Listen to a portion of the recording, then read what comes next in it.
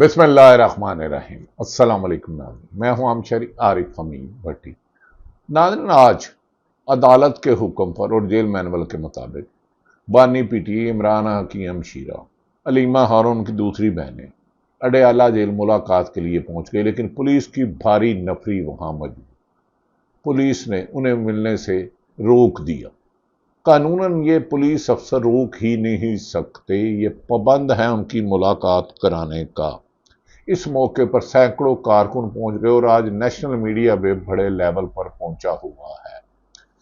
इस दौरान एसएचओ और अलीमा बीबी बानी पीटी इमरान खान के दरमियान मुकालमा हुआ। क्या आप मुझे गिरफ्तार करना चाहते हैं? तो उस पर अडयाला जेल में खड़े शख्स एजाज नामी मोहतरम एसएचओ साहब ने कहा, हाँ मेरे पास वारंट है, लेकिन अभी छांव में बैठे आपको बताते हैं।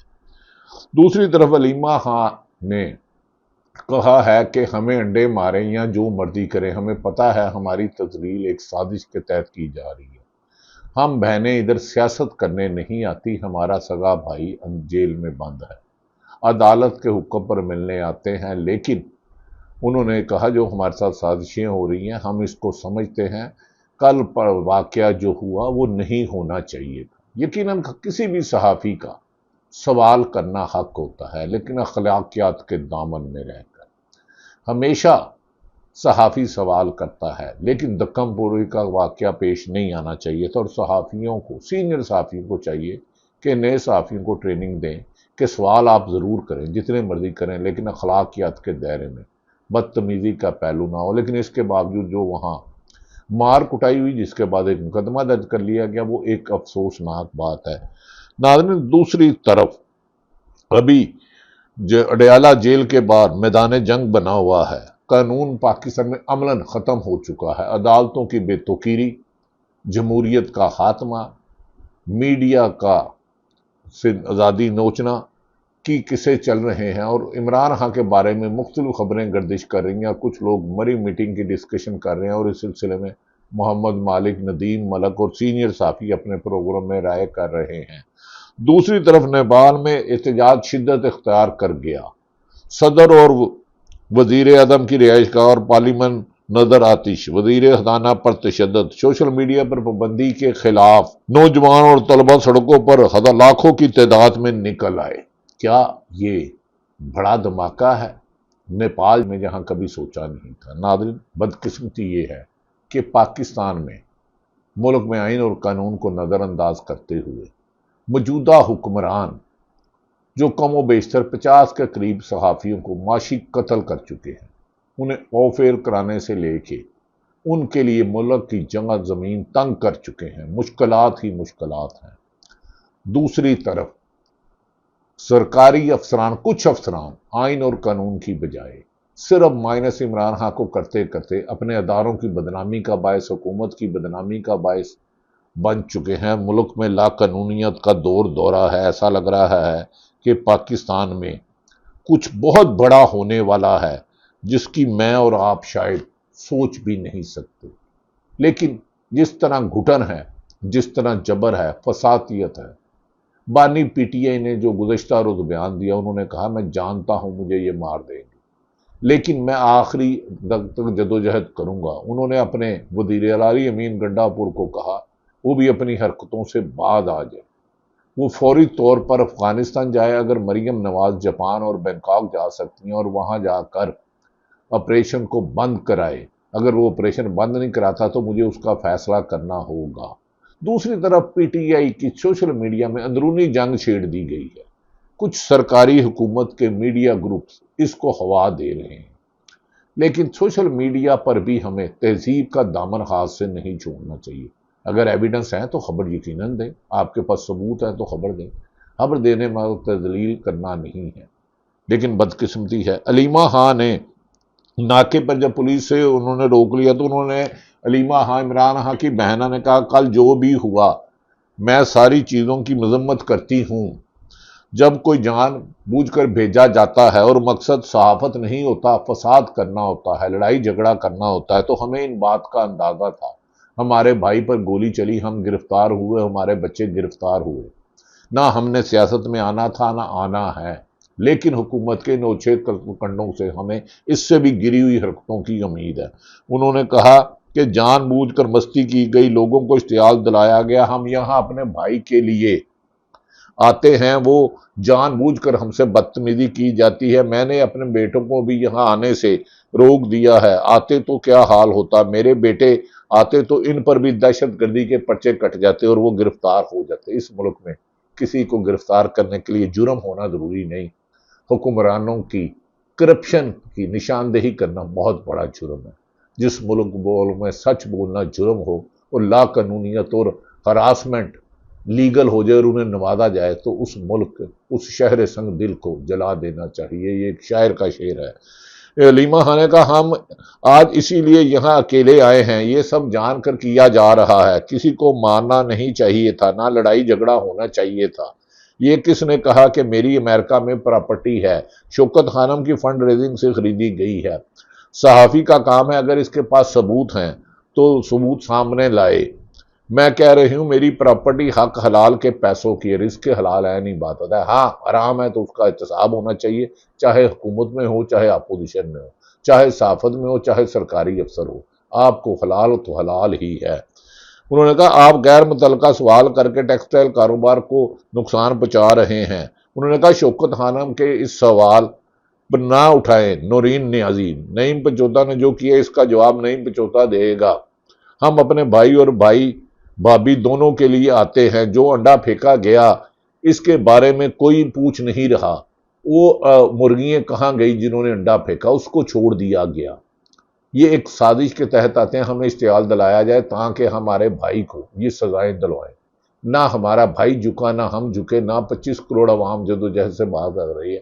انہوں نے کہا جس شخص کے ساتھ، جس لیڈر کے ساتھ 25 کروڑ عوام اور جمہوریت کی جدوجہد آئین کی حکمرانی کر رہا ہو تو اس پر نہیں روکا جاتا۔ انہوں نے کہا اگر میں نے اپنے اوپر انڈا خود پھینکوایا تو پولیس ان دونوں خواتین کو بچا کر کیوں نہیں لے گئی، انہیں سب کے سامنے لائیں تاکہ لوگوں کو سچ اور جھوٹ کا فرق پتہ چلے۔ انہوں نے کہا ہم پر انڈا پھینکے جائے یا کوئی تحریر کی جائے ہمیں کوئی فکر نہیں، ہم پرامن جدوجہد جاری رکھیں گے۔ ناظرین یہ جمہوری سوچ ہے۔ دوسری طرف پاکستان تحریک انصاف کی بشرا عمران خان کے اہلیہ بشرا بی بی کی صحت پر سپریم کورٹ سے تحریک انصاف نے رجوع کرنے کا فیصلہ کر لیا ہے۔ انہوں نے کہا سابقہ خاتون اول کے سیاسی انتقام کا نشانہ ہے، ان کی بگڑتی ہوئی صورت کے باوجود جیل انتظامیہ نہ صرف علاج میں رکاوٹ بن رہی ہے بلکہ عدالت کے واضح احکامات کو نظر انداز کر رہی ہے۔ یہ طرز عمل نہ صرف غیر انسانی ہے بلکہ انسانی بھی ہے۔ ناظرین یہ رہی آج جب دوسری طرف ناظرین عمران خان کی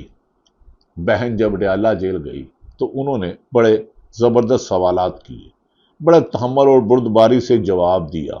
انہوں نے کہا کہ میں اس کی مذمت کرتی ہوں، کاش وہ واقعہ نہ ہوتا، صحافی کو جج سے زیادہ غیر جانبدار ہونا چاہیے۔ یہی ہمارا بنیادی، ہمیں جب پڑھایا جاتا تھا تو بنیادی اصول تھا کہ صحافی کسی ایک جماعت کا، کسی ادارے کا اعلی کار ہو تو اپنے پروفیشن سے غداری کرتا ہے، لیکن صحافی پر توڑ پھوڑ کسی بھی لحاظ سے مناسب نہیں ہے۔ ناظرین اس سلسلے میں طارق متین انہوں نے بھی کل کے کیا، عدیل راجہ اور دیگر صحافیوں نے رائے کی اور سبینہ پاشا نے اور ہم نے کٹھے کام کیا، انہیں بھی جبری نکالا گیا۔ وہ کیا فرماتی ہیں نیوز اینکر، پروگرام اینکر تھی، انہیں لوگ جو ہے وہ دوسروں کو بیوقوف بناتے ہیں۔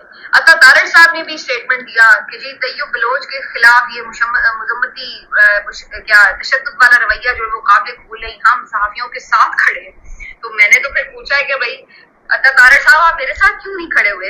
آپ نے تو ٹویٹ میں لکھا ہوا ہے کہ ہم اختلاف رائے رکھنے والے صحافیوں کے ساتھ کھڑے ہوتے ہیں، تو میرا قصور کیا تھا؟ میں نے کون سا کوئی ایٹم بم چلا دیا تھا، کوئی راز افشا کر دیے یا کوئی کسی کے اوپر حملہ کر دیا؟ میں نے تو کبھی کسی کو گالی تک نہیں دی، کسی کو تم کر کے کبھی بات نہیں کی۔ تو آپ اتنے، میں تو مطلب جو میں شو کرتی تھی اس میں تو میں ایون اپنی اوپینین تک بھی نہیں کبھی دیتی تھی، لیکن اس کے باوجود مجھے نوکری سے نکال دیا گیا، میرا روزگار چھینا گیا۔ آپ تو میرے ساتھ نہیں کھڑے ہوئے، آپ نے تو نہیں کہا کہ بھئی یہ صحافی کو کیوں نکالا جا رہا ہے۔ اور میں صرف اکیلی نہیں ہوں، میرے ساتھ ایک لاتعداد صحافیوں کی لسٹ ہے کہ جن کو روزگار جن سے چھینا گیا ہے، ان کے ساتھ تو آپ ہی کھڑے ہوئے. ہمارا قصور بھی تو اختلاف رائے ہی تھا نا. ہماری رائے آپ کو پسند نہیں، آپ نے اٹھا کے ہمیں اسکرینوں سے آف کر دیا، ہمیں دفتروں سے باہر نکلوا دیا. تو ہمارا اختلاف رائے تو آپ کو بالکل پسند نہیں تھا، آپ نے ہمارے روزگار چھین لیے. لیکن دوسری طرف آپ اختلاف رائے کے بڑے حامی بن رہے ہیں اور کہہ رہے ہیں کہ اختلاف رائے کی بنیاد کے اوپر کسی کو تشدد نہیں. میاں صاحب آپ کو احساس صاحب نہیں دیتا، پی ٹی وی کو 6 مہینے سے تنخواہ نہیں ملی، 3 مہینے سے معافی چاہتا ہوں. لاتعداد صحافیوں کو نوکری سے نکالا گیا، لوگ ملک چھوڑ کر چلے گئے. صحافت ایمانداری سے غیر جانم طریقے سے کرنا جرم بنا دیا گیا. ان سب کا آپ کو کرنا ہے. ناظرین، انڈے بھی کھائیں اور پرچے بھی ہمارے اوپر. انڈے مارنے والی خواتین کو آپ لے کر گئے تھے. علیمہ اور ایس ایچ او مکالمہ کہ آپ نے گرفتار کرنا ہے، یہ بھی سنیں. علیمہ اور ایس ایچ او کے درمیان کیا مکالمہ ہوا. بدقسمتی ہے، محافظوں کو بھی یہ ذمہ داری کرنی چاہیے. وہ پھر وہ اشتعال ڈلواتے ہیں، پھر ان کو ساروں کو جیلوں میں ڈلوا رہے ہیں.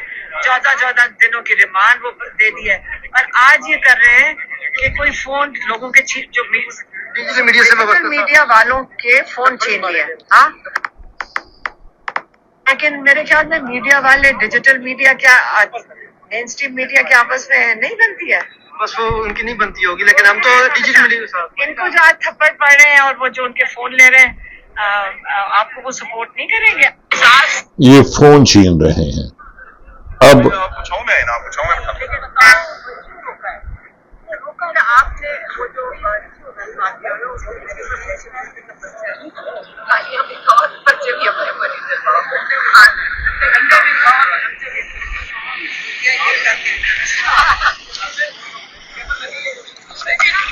جب میں وہاں سے وہ جو سارا وہ جو انسیڈنٹ ہوا تو اس کے بعد تو میں نے رات کا پورا پیغام دیا. لیکن میں نیچے اتری اور میڈیا بات کرنا چاہتی ہوں. آپ نے بالکل اچھی طرح کے گاڑی میں بٹھایا، میڈیا سے بات کرنے کو. آپ کے مینیجر بہت اچھے ہیں، آپ کو اس کے اوپر ترقی نہیں آپ نے کمنٹ کر لیکن انہوں نے گھنٹے مارے بھی وہ اس طرح سے پتا چلا آپ لے کر گئے تھے. علیمہ خان نے ایس ایچ او صاحب سے کہا آپ کی مینجمنٹ اچھی ہے، جنہوں نے بنڈے مارے آپ نے انہیں ریسکیو کر کے بھگا دیا. پولیس کا ہے فرض مدد آپ کی. کاش کہ ہمارے حکمران یہ سوچیں کہ حکومت اقتدار سدا نہیں رہتی، کل کو انہوں نے اپوزیشن میں ہونا ہے. میڈیا کا کام حقائق بیان کرنا ہے. یہ جو ملک میں فتنہ فساد کیا جا رہا ہے یہ کسی بھی لحاظ سے ملکی مفاد میں اچھا نہیں ہے. کاش ہمارے حکمران اس بات کو سمجھیں اور سوچیں کہ جو یہ کر رہے ہیں، کل جو فصل نفرت کی بو رہے ہیں انہیں کاٹنا ہوگی. جو شخص عمران خان کو گالیاں دیتا ہے وہ کسی بھی صحافی کو آپ نون لیگ سے بھی سوال کریں، پیپلز پارٹی سے کریں، اخلاقیات کے دائرے میں کریں، لیکن سیاستدانوں کو مارنے پیٹنے کی اجازت نہیں دی جا سکتی. ناظرین، بڑی بدقسمتی ہے. حکومت کہہ رہی ہے کہ ہم نے عوام کے لیے چینی ایکسپورٹ کی ہے. کرپشن کے قصے زبان زدے عام ہیں. مفتاح اسماعیل صاحب، تڑکا لگا رہا ہوں خبروں کا، باقی تو علیمہ خان کے ساتھ جو بیچاری کے ساتھ ہو رہا ہے، کیا مفتاح اسماعیل ماریا میمن کے پروگرام میں کیا کہتے ہیں، اب ان کی زبان بھی سن لے کہ چینی میں اربوں روپے کون کما رہا ہے. یہ وہی والی بات ہے کہ ہم نے چینی ایکسپورٹ کر دی کہ ہم وہ لوگوں کے فائدے کے لیے کر رہے ہیں. چینی ایکسپورٹ کر دی 150 روپے سے 180 روپے قیمت کر دی، لیکن ہم میٹنگ تو روز کر رہے ہیں نا. بس یہ کر رہے ہیں کہ آپ نے چینی مہنگی کر دی ایکسپورٹ کرنے کے چکر میں، جب آپ کو پتا تھی کہ 6 مہینے میں آپ کو امپورٹ کرنی پڑے گی، اس سے زیادہ امپورٹ کرنی پڑے گی. پچھلے سال آپ نے وعدہ خلافی کری فارمر سے، اب آپ کو گندم امپورٹ کرنی پڑے گی 1.6 بلین ڈالر. یہ ایسی غلطیاں کرتے ہیں، جان بوجھ کے پالیسی مسٹیکس کرتے ہیں، کیونکہ ان کے چینی کے مل مالکان جو ہے ان کو کتنے عرصے میں ریٹرن آن انویسٹمنٹ مل رہا ہے یہ ان کو فکر نہیں ہے. آپ کو مجھ کو اگر سولر ہمارے گھر میں لگا ہے اس کے ریٹرن آن انویسٹمنٹ ان کو بڑی. دیکھیں ناظرین، یعنی کہ یہ ملک میں مہنگائی کر کر، بے روزگاری کر کر، لوگوں کو گرفتار کر کے لوگوں کو اتنا بے چین کرنا چاہ رہے ہیں کہ لوگ اپنی جد و جہد کرنی چھوڑ دیں.